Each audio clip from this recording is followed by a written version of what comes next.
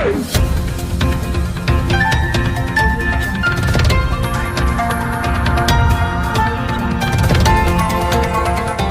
देख रहे हैं मगरा न्यूज राजस्थान, खबरें सबसे तेज।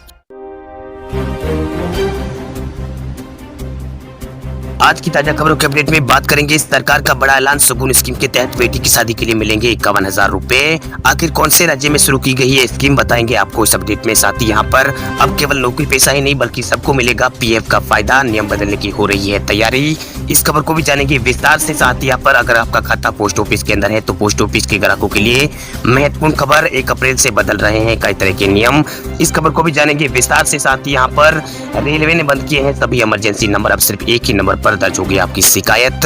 कौन सा है ये नंबर, बताएंगे आपको इस अपडेट में। साथ ही यहाँ पर मास्क नहीं पहनने वालों पर रेलवे लगा रहा है भारी जुर्माना, अब तक वसूल जा चुके हैं 8.5 लाख रुपए से ज्यादा, इस खबर को भी जानेंगे विस्तार से। साथ ही आज की तमाम बड़ी और काम की खबरों की बात करेंगे इस अपडेट में। बात करें आज की पहली बड़ी खबर की तो सरकार ने किया है बड़ा ऐलान, सुकून स्कीम के तहत बेटी की शादी के लिए मिलेंगे 51,000 रुपए। अंतर्राष्ट्रीय महिला दिवस के मौके पर पंजाब सरकार ने बेटियों के लिए बड़ी घोषणा की है। पंजाब सरकार ने बजट घोषणा में बेटियों के ब्याह पर अब 51,000 रुपए देने की यहाँ पर बात कही है। पंजाब के वित्त मंत्री ने बजट पेश करते हुए घोषणा की है कि उन्होंने कहा है कि सरकार ने सुकून स्कीम के तहत दी जाने वाली राशि को यहाँ पर 21,000 रुपए से बढ़ाकर 51,000 रुपए करने का प्रस्ताव किया है। वहीं पंजाब के वित्त मंत्री ने सोमवार को वित्त वर्ष 2021-22 के लिए अपने राज्य का यहाँ पर बजट पेश किया। उन्होंने किसानों, महिला और बुजुर्गों के लिए कई योजनाओं की घोषणा की। मुख्यमंत्री कैप्टन अमरिंदर सिंह सरकार का ये अंतिम बजट है। राज्य में अगले साल चुनाव होने वाले हैं, यानी 2022 में इस राज्य में चुनाव होने वाले हैं। वहीं वित्त मंत्री मनप्रीत सिंह बादल ने बजट में बुजुर्गों और पेंशन भोगियों के लिए बड़ी राहत, यहाँ पर उन्होंने कई बड़ी घोषणा की है, उनके लिए बड़ी राहत दी है। उन्होंने बुजुर्ग पेंशन को 750 रुपए से बढ़ाकर यहाँ पर 1,500 रुपए करने की बात कही है। इसके अलावा सरकार ने स्वतंत्रता सेनानियों की मासिक पेंशन में भी इजाफा करने की बात यहाँ पर कही है। उन्होंने कहा है कि 1 अप्रैल से राज्य के स्वतंत्रता सेनानियों को मासिक पेंशन 7,500 रुपए से बढ़ाकर 9,400 रुपए प्रतिमाह हो जाएगी। वहीं पंजाब सरकार ने सुकून स्कीम के तहत दी जाने वाली राशि को 21,000 रुपए से बढ़ाकर 51,000 रुपए करने की घोषणा की है। स्कीम के तहत श्रमिकों की बेटियों को शादी के लिए सुकून दिया जाएगा।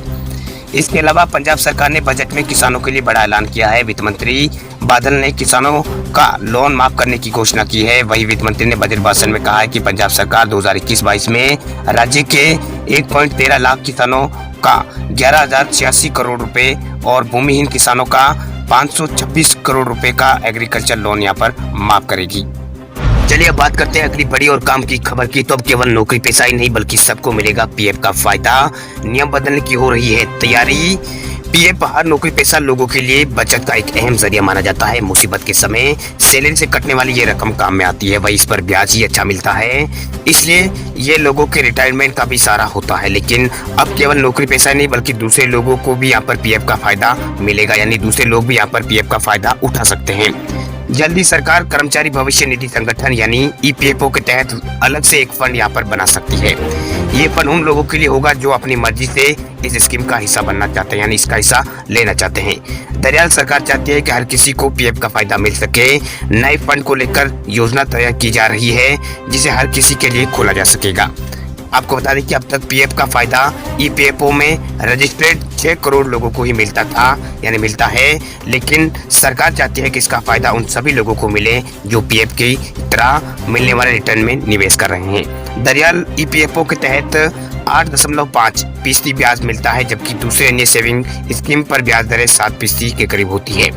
वही अभी पीएफओ के तहत यहाँ पर ईपीएफओ के तहत केवल कंपनी में काम करने वाले कर्मचारियों को इसका फायदा मिलता है, जबकि डॉक्टर, सीए और वकील जैसे प्रोफेशनल को इसका फायदा नहीं मिलता है। इसलिए एक और नए फंड की यहाँ पर योजना तैयार की जा रही है जिसमें पीएफ की तरह ही फायदा हर किसी को मिले, यहाँ पर हर किसी व्यक्ति को मिल सके।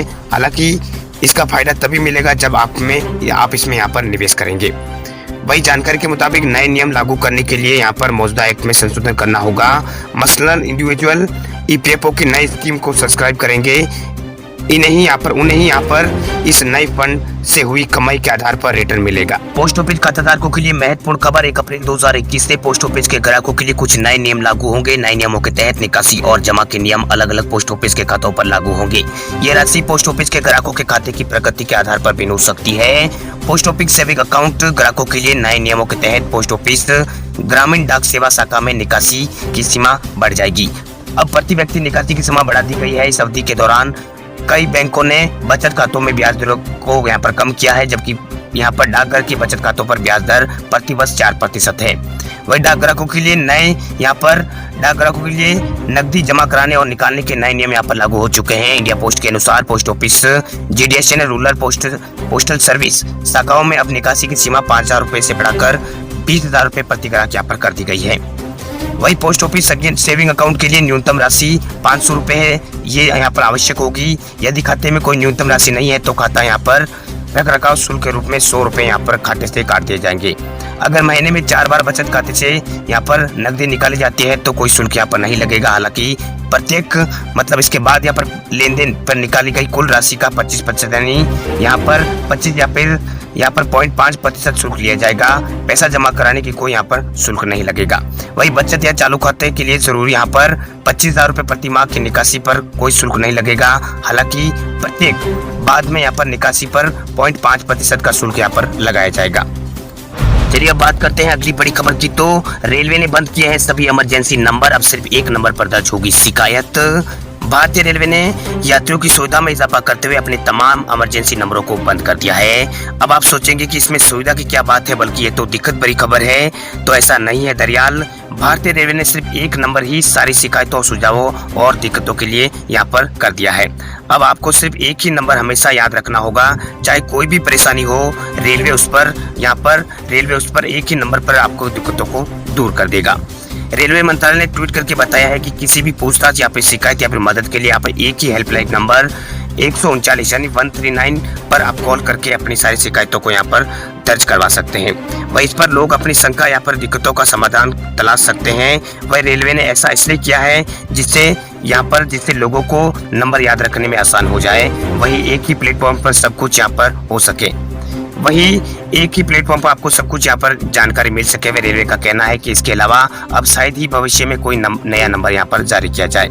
वही अपने ट्वीट में रेलवे मंत्रालय ने यह भी साफ किया है कि 139 पर सभी पुराने नंबर पर दी जाने वाली सेवाओं को मर्ज करने के चलते सभी नंबर यहाँ पर बंद कर दिए गए हैं। इसमें पहले जारी 182, 138 जैसे हेल्पलाइन नंबर भी थे। नए नंबर पर यात्रियों को 12 भाषाओं में जानकारी मिल सकेगी। साथ ही यह भी बताया गया कि इस नंबर पर यात्रियों को कौन कौन सी सुविधाएं रेलवे की तरफ से मिलने जा रही है। वही यात्रियों के मन में सवाल होगा कि आखिर रेलवे मंत्रालय द्वारा जारी किया गया 139 नंबर में उन्हें क्या क्या सुविधा मिलेगी, तो इसका जवाब भी रेलवे ने यहाँ पर दिया है। रेलवे के अनुसार हेल्पलाइन नंबर 139 में यात्री पैसेंजर नेम रिकॉर्ड और यहाँ पर पीएनआर और ट्रेन की स्थिति और ट्रेन की आवाजाही का समय और एसएमएस भेजकर भी वो पता लगा सकेंगे। यही नहीं, ट्रेन में सीट मौजूद है या नहीं, टिकट कैंसिल कराना या फिर ऑनबोर्ड सेवाएं सुविधा, ये सभी तरह की यहाँ पर जो सुविधा होती है यहाँ पर इस नंबर पर आपको मिल जाएगी। यदि आप रेलवे हेल्पलाइन नंबर 139 पर कॉल करते हैं, आपके पास सेवाओं से जुड़े 9 विकल्प यानी 1 से 9 नंबर यहाँ पर सुनाई देंगे। इसमें यहाँ पर नंबर दबाने पर सुरक्षा और मेडिकल इमरजेंसी और 2 नंबर पर आपको पूछताछ और पीएनआर किराया और बुकिंग से जुड़ी जानकारी मिलेगी। वही 3 नंबर पर आपको कैटरिंग संबंधी शिकायतों करने के लिए आपको 3 नंबर यहाँ पर डायल करना होगा कॉल करने के बाद। इसके अलावा 4 नंबर के जरिए आप आम शिकायतें, 5 नंबर के जरिए आप सतर्कता और भ्रष्टाचार की शिकायत कर सकते हैं। वही 6 नंबर दबाकर आप ट्रेन दुर्घटना से जुड़ी सूचना आपको यहाँ पर मिलेगी। वही 9 नंबर की मदद से पुरानी शिकायतों की जो स्थिति है उसका आप पता कर सकेंगे। और हैशटैग दबाकर यहाँ पर हैज और स्टार दबाकर आप कॉल सेंटर के अधिकारी से डायरेक्ट बात कर सकते हैं। बात करें अगली बड़ी खबर की, तो वाहन मालिकों के लिए जरूरी खबर, पुरानी गाड़ी स्क्रैप करने पर नई गाड़ी में मिलेगी 5% की छूट। केंद्रीय मंत्री नितिन गडकरी ने किया है ऐलान। केंद्रीय मंत्री नितिन गडकरी ने ऐलान किया है कि उनके मुताबिक स्क्रैपिंग नीति अपनाने वाले लोगों को नई गाड़ी खरीदने पर 5% की छूट मिलेगी। वही कुछ हफ्ते पहले वित्त मंत्री निर्मला सीतारमण ने पुराने और अनफिट वाहनों की स्क्रैपिंग पॉलिसी का ऐलान किया था।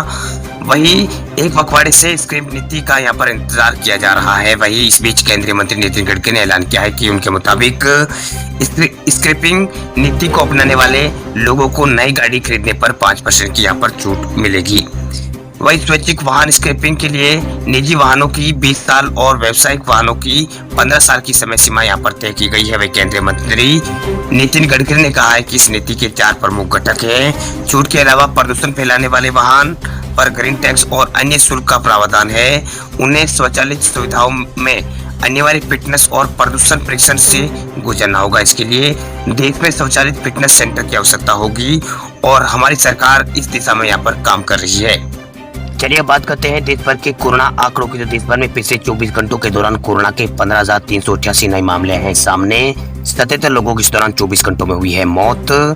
देश में जानलेवा वायरस कोरोना का यहाँ पर लगातार कहर बढ़ रहा है। देश में पिछले 24 घंटों के दौरान यहाँ पर कोरोना के जो मामले हैं वो 15,000 से ज्यादा सामने आए हैं।